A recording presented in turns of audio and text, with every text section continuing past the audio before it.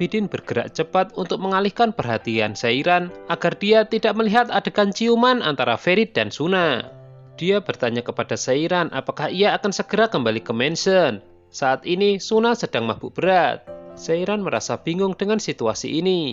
Abidin bergegas menegur Ferit apa yang telah ia lakukan. Ferit menjawab jika itu terjadi begitu cepat. Suna mabuk berat dan tiba-tiba langsung menciumnya. Meskipun begitu, Ferit yakin Suna tidak akan mengingat kejadian malam ini. Abidin tetap menganggap Ferit berbuat kesalahan, sebab Seiran hampir saja melihatnya. Melihat keadaan Suna, tidak ada pilihan bagi mereka untuk membawanya ke mansion. Hanya saja mereka melakukan itu secara diam-diam. Akan tetapi begitu masuk ke dalam rumah, mereka ditegur oleh Ifakat. Jelas perbuatan seperti ini tidak boleh ada di keluarganya.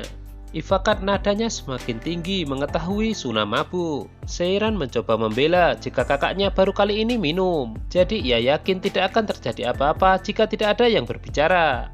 Ifakat mengatakan jika ia tidak tahu Seiran dan Suna tumbuh dari keluarga macam apa. Tapi perbuatan memalukan tidak diberikan tempat di keluarga ini. Setibanya di kamar, Seiran kaget mendapati Pelin sudah berada di situ. Pelin juga mengaku jika Yusuf memergokinya ketika mau masuk ke kamar. Ifakat meminta Sultan mengantarkan kopi ke kamar Ferit. Di situ Ferit menceritakan keadaan yang sebenarnya. Sekarang giliran Ferit yang memperingatkan Pelin untuk tidak datang lagi ke kamarnya. Pelin mengaku tidak bisa karena ia sangat rindu. Ferit mengatakan jika ia rindu, maka dirinya yang akan menemuinya.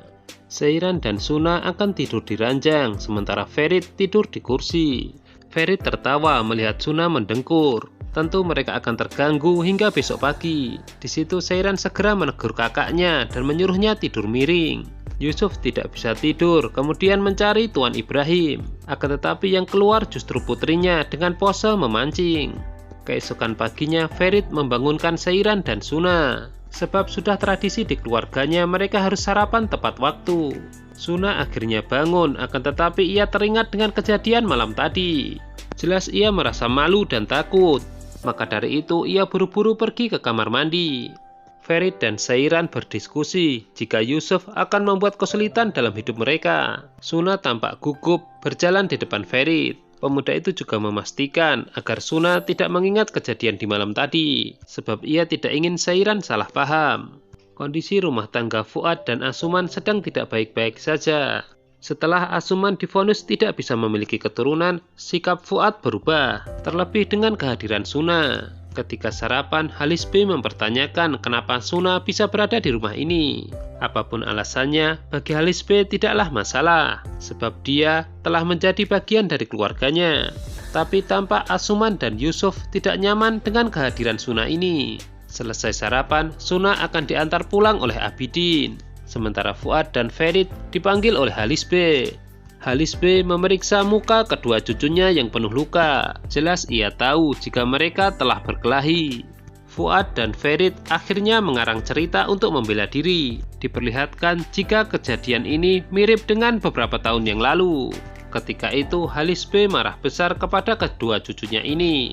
Bahkan Latif yang tidak tahu apa-apa diminta untuk ikut tanggung jawab. Halis B merasa tidak percaya dengan penjelasan kedua cucunya. Untuk itu Latif diperintahkan untuk menyuruh Abidin menyelidiki ini. Sepanjang perjalanan Suna hanya menangis merasa menyesal.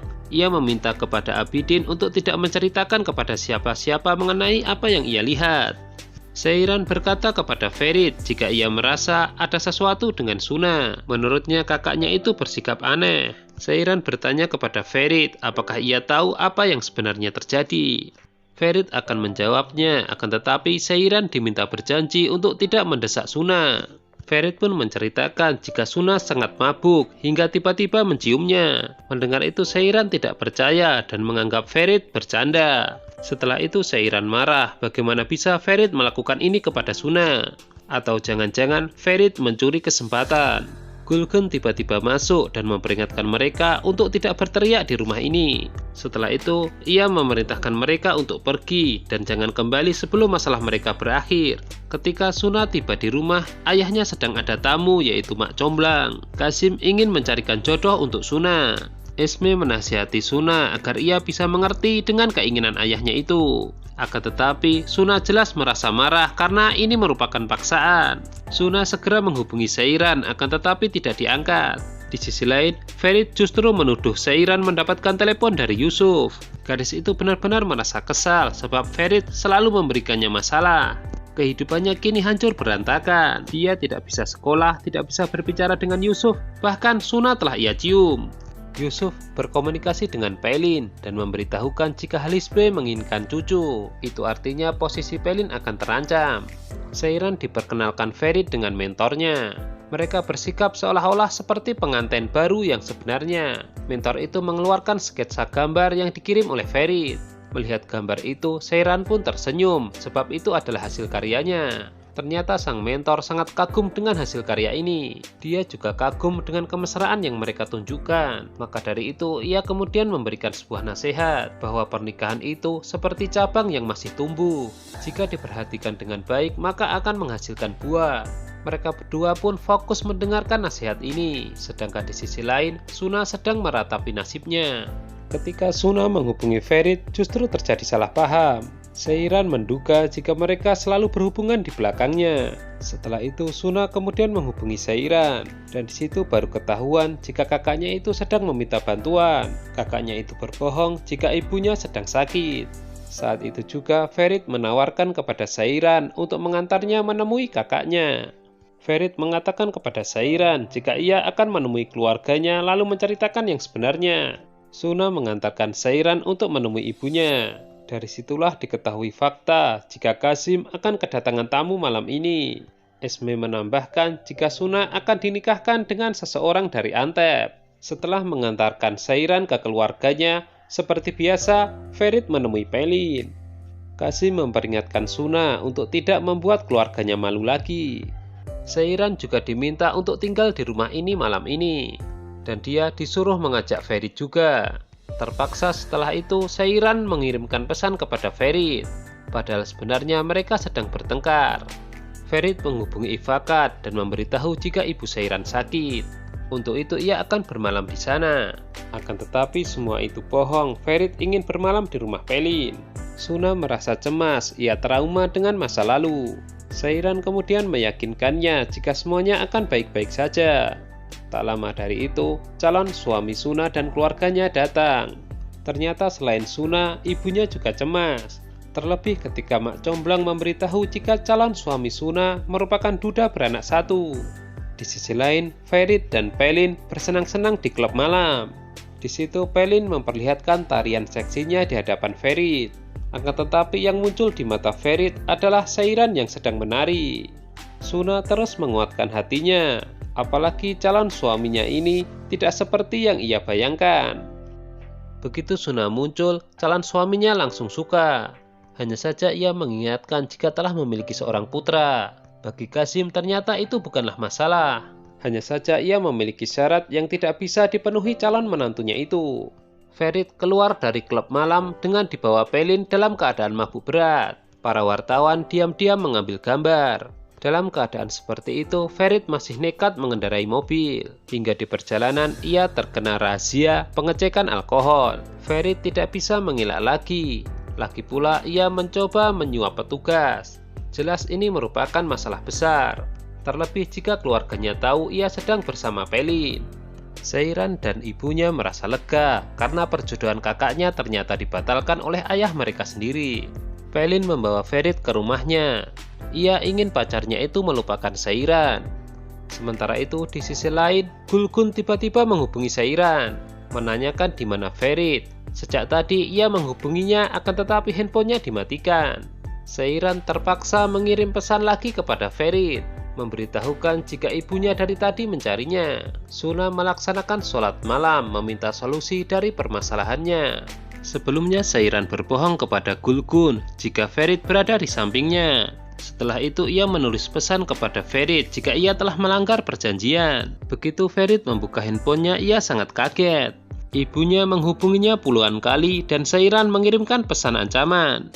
Keesokan paginya, Seiran mendapatkan telepon dari Ferit yang menyatakan ia meminta tolong agar perbuatannya dirahasiakan. Tentu saja Seiran ngomel, harus berapa lama lagi ia menutup-nutupinya.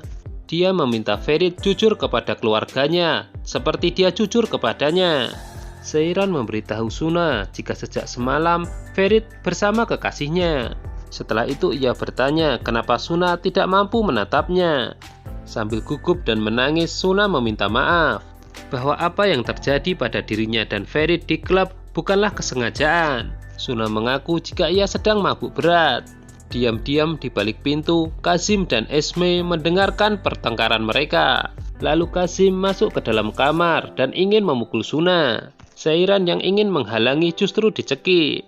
Saat itu juga Kazim kemudian menghubungi Zahide si mak comblang, lalu memerintahkan agar pernikahan Suna dipercepat. Seiran menjelaskan jika Suna sedang mabuk, ia tidak terbiasa minum alkohol. Seiran menjelaskan jika Suna mencium dahi Ferit dan ia pun merasa cemburu. Ifakat dan Gulgun sedang menuju rumah Kazim karena ingin melihat Ferit dan Seiran. Beruntung Ferit juga tiba di depan gedung. Ia lalu menyuruh ajudannya untuk merahasiakan ini. Kazim mendesak Seiran agar ia bersikap seolah-olah tidak terjadi apa-apa. Kazim meminta ajudan untuk mengantarnya menemui Orhan. Ketika di lift, ia justru bertemu Ferit. Kazim mengancamnya agar tidak bertindak melampaui batas. Ifakat dan Gulgun bertanya di mana Suna. Seiran menjawab jika kakaknya itu sedang menemui temannya. Ferit akhirnya bergabung dengan drama yang sudah ia setting sebelumnya bersama Seiran. Hingga pada titik ini kebohongannya masih aman. Kazim bertemu dengan Orhan dengan Fuad di depannya. Kazim mengaku jika akan kembali ke Antep karena akan menikahkan Suna. Akan tetapi entah apa maksudnya, Kazim menekankan kakinya ke kaki Fuad. Suna sendiri sebenarnya dikurung di dalam kamar. Ia baru ditengok ibu dan bibinya ketika keluarga Seiran pulang. Yusuf selalu tidak senang melihat Ferit bersama dengan Seiran. Setibanya di mansion, Seiran terus kepikiran bagaimana nasib kakaknya. Sementara Kazim ayahnya masih berhubungan dengan Zahide si mak comblang. Mereka mendiskusikan kapan waktu yang tepat untuk menikahkan Suna. Esme mencoba mengingatkan suaminya jika saat ini Suna belum siap menikah. Hanya saja yang terjadi seperti sebelumnya, ia selalu dibentak. Ferit bertanya kepada Seiran apa yang sebenarnya terjadi di rumah ayahnya, kenapa Suna juga tidak ada. Seiran menceritakan jika ayahnya mendengar percakapannya dengan Suna yang membahas ciumannya dengan Ferit. Ayahnya kemudian mendorong Suna ke lantai dan akan menikahkannya dengan orang yang lebih tua. Ferit bertanya kenapa Seiran tidak memberitahunya. Seiran menjawab tidak ada gunanya, sebab menurutnya Ferit hanyalah pria pengecut dan egois. Sebelumnya Suna memberitahu jika ia akan bunuh diri karena besok ia akan dibawa ke Antep untuk menikah. Sekarang Seiran yang memohon kepada Ferit untuk melakukan sesuatu. Sebagai timbal baliknya, Seiran akan melakukan apapun yang Ferit suruh. Mendengar itu, Ferit kemudian mengambil baju tidur yang seksi untuk dipakai Seiran.